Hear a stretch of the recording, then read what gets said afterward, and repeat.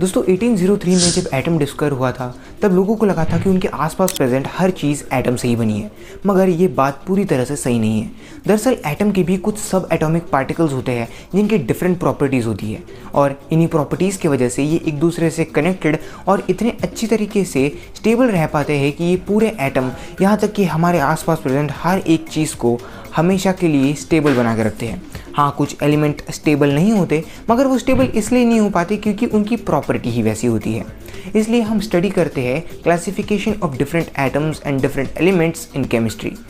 अब इसके दो फ़ायदे होते हैं। पहला फ़ायदा ये, अगर हमें किसी भी एक्सपेरिमेंट परफॉर्म करने के लिए किसी भी फाइन मटेरियल की ज़रूरत हो तो हम लोग तुरंत क्लासिफिकेशन को चेक कर देख सकते हैं कि कहीं हमें ये मेटल या फिर ये नॉन मेटल की ज़रूरत तो नहीं है। और सेकंड चीज़ ये कि हम उसे क्लासिफाई करने में काफ़ी इजी कर सकते हैं। दोस्तों, जब जे थॉम्सन ने कैथोड रे एक्सपेरिमेंट किया जिसमें एक कैथोड से निकलने वाली रेज परफोरेटेड एनोड से पास होकर एक ZnS नाम के फ्लोरोसेंट मटेरियल पर स्ट्राइक करती थी। This stream of electrons, we can use a magnet to show the deflection of that stream.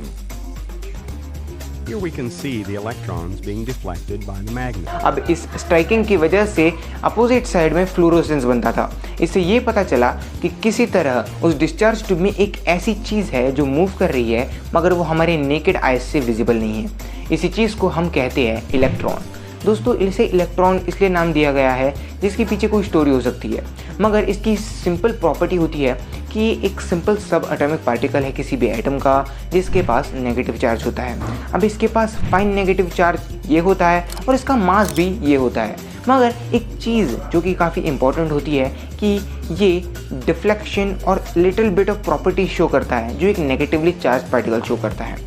देखते हैं, अगर मैं किसी भी कैथोड रे ट्यूब के ऊपर एक नेगेटिव चार्ज लगा दूं तो using the like poles repel, तो जो पूरी कैथोड रे थी वो नीचे को शिफ्ट हो जाती थी और ऐसा होने से ZnS की नीचे वाला पार्ट अब ज़्यादा ग्लो करता था ऊपर वाले पार्ट से। ऐसा करने से हमें ये पता चला कि इलेक्ट्रॉन यानी कि एक ऐसी इनविजिबल रेज जो कि कैथोड से निकलकर एनोड में जा रही थी ना, वो एक तरह से आप कह सकते हो नेगेटिवली चार्ज्ड है।